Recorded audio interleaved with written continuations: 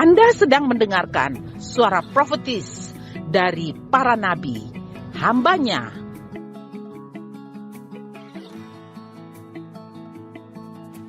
Dengarkanlah dan lakukanlah perintah Tuhan melalui para nabi, maka engkau akan berhasil. Selamat mendengarkan.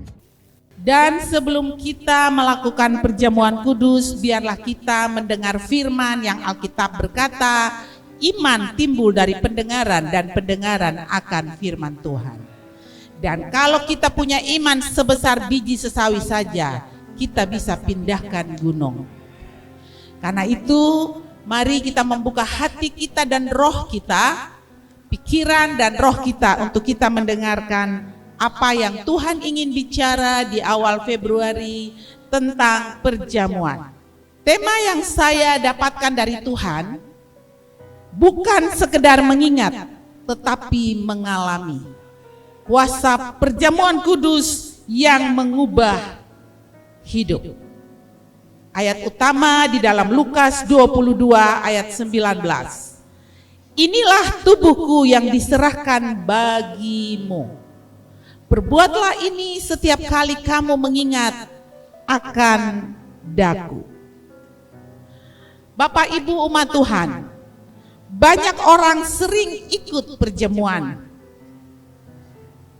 Kita tahu kapan roti dibagikan, kita juga tahu kapan cawan diminum. Tetapi pertanyaannya, apakah kita hanya mengingat Yesus atau sungguh mengalami Yesus? Biar kita boleh merenungkan sebentar. Tuhan, apakah saya hanya mengingat Yesus dalam perjamuan kudus, atau betul-betul saya mengalami Yesus? Sebab Yesus tidak berkata, ingat aku sekali-kali. Tetapi Yesus berkata, perbuatlah ini setiap kali. Berarti perjumpaan kudus itu sama dengan perjumpaan yang disengaja dengan Kristus yang hidup. Setiap kali kita melakukan perjamuan kudus, kita sedang berjumpa dengan Kristus yang hidup. Karena perjamuan kudus adalah perintah dan undangan.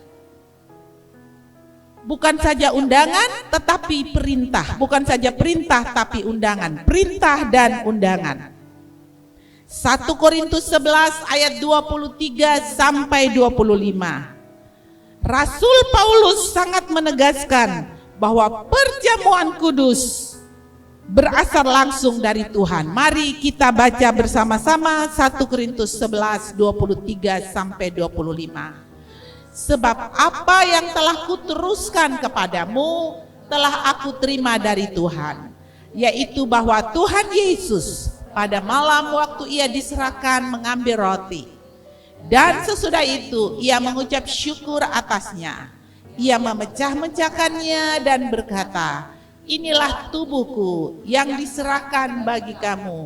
Perbuatlah ini menjadi peringatan akan aku.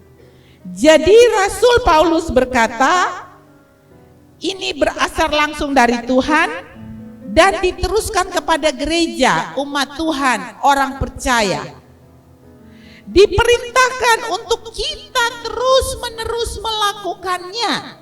Jadi bukan tradisi gereja setiap awal bulan, setiap Paskah, atau setiap acara-acara gerejawi kita lakukan perjamuan. Karena sudah tradisi, bukan tradisi gereja. Tapi perjamuan kudus ini adalah perintah dari Juru Selamat, Tuhan Yesus Kristus, supaya kita bisa mengalaminya. Contoh ilustrasi tentang surat wasiat. Seorang yang kita kasihi meninggalkan sebuah surat pesan terakhir. Supaya lakukan ini, supaya kamu ingat aku, dia bilang. Kita tidak akan menunda, tentu. Kita juga tidak akan mengabaikan. Nah, perjamuan kudus itu sama dengan kehendak terakhir Yesus sebelum dia disalib.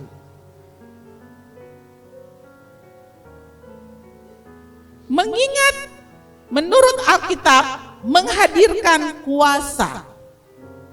Jadi mengingat artinya menghadirkan kuasa. Kata mengingat dalam Alkitab bukan sekedar mengenang. Kata Yunaninya anamnesis. Anamnesis itu kata Yunani. Artinya menghadirkan kembali, mengaktifkan realitas rohani, dan salib bukan masa lalu, tapi kuasa aktif hari ini. 1 Korintus 11 ayat yang ke-26 dikatakan, setiap kali kamu makan roti dan minum cawan ini, kamu memberitakan kematian Tuhan sampai Ia datang. Karena itu kita tidak hanya mengenang salib, umat Tuhan. Tidak, kita tidak hanya mengenang salib. Kita menyatakan kuasa salib itu aktif hari ini dalam kehidupan kita sehari-hari. Seperti ilustrasinya seperti stop kontak. Listrik itu tersedia, tetapi tidak mengalir tanpa sambungan, bukan? Ingat, salib adalah sumber kuasa dan perjamuan kudus adalah titik sambung iman. Roti dan cawan itu kuasa penebusan yang utuh. Yesaya 53 ayat 5 berkata, oleh bilur-bilurnya kita menjadi sembuh. Tetapi dia tertikam oleh karena pemberontakan kita. Dia diremukkan oleh karena kejahatan kita. Ganjaran yang mendatangkan keselamatan bagi kita ditimpakan kepadanya, dan oleh bilur-bilurnya kita menjadi sembuh. Matius 26 ayat 28 juga dikatakan, darahku ditumpahkan bagi banyak orang untuk pengampunan dosa. Jadi Bapak Ibu, ketika kita makan roti sebagai lambang tubuh Tuhan, maka ingat, yang sakit pasti sembuh. Pasti kita mengalami pemulihan hidup. Kita terus naik dan tidak turun. Kita menjadi berkat dimanapun kita berada. Dan kita mengalahkan setiap musuh yang datang menyerang kita. Dan darah Yesus yang adalah lambang yang kita minum berupa anggur adalah pengampunan dosa. Kita dibebaskan dan kita mengalami perjanjian baru. Perjanjian itu akan menyentuh roh, jiwa, dan tubuh. Tidak ada bagian hidup yang terluput dari karya salib. Saya kaitkan dengan ilmu psikoneuromonologi. Itu membuktikan bahwa pikiran dan keyakinan mempengaruhi sistem imun, penyembuhan, daya tahan tubuh. Makanya kenapa firman Tuhan berkata, hati yang gembira adalah obat yang manjur. Ritual bermakna tinggi, menurunkan stres dan mengaktifkan pemulihan. Tuhan berkata, renungkanlah firman Tuhan siang dan malam, sehingga kamu berhasil dan beruntung kemanapun kamu pergi. Jadi perjamuan kudus bukan sugesti, Bapak Ibu. Oh, beta mau jawaban doa, beta perjamuan doa supaya beta pun doa dijawab. No, itu salah. Doa pasti dijawab. Tetapi perjamuan kudus adalah iman yang berdiri di atas janji Allah. Diperkuat oleh makna kasih dan pengharapan. Ilmu mengakui dampaknya dan Alkitab menyatakan sumbernya. Mari kita datang ke meja Tuhan.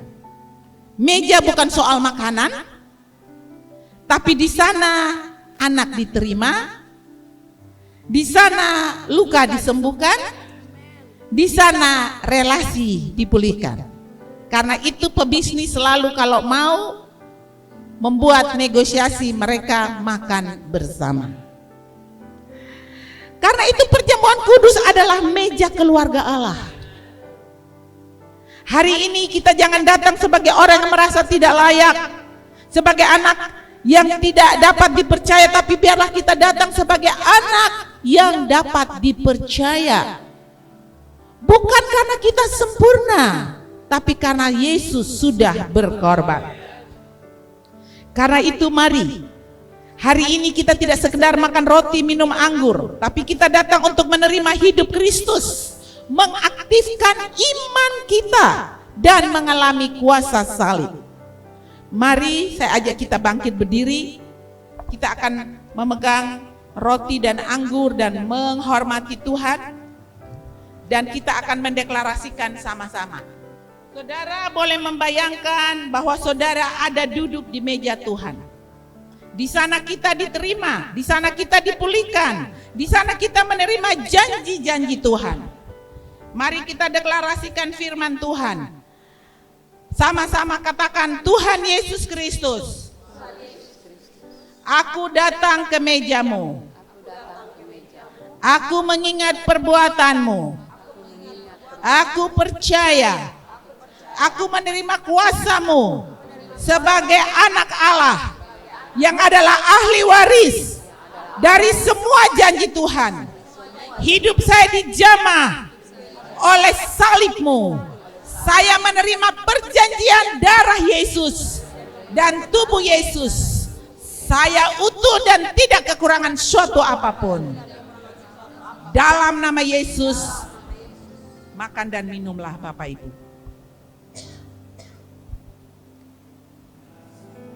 Sebab kami punya Allah yang hidup, yang tidak membiarkan kaki kami terantuk, tetapi yang memegang tangan kami.